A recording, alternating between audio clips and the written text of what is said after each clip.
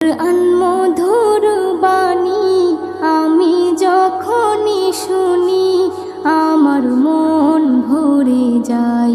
শোনো মুমিন মুসলমান, পড়ে দেখো না কোরআন, কত শান্তি পাওয়া যায়।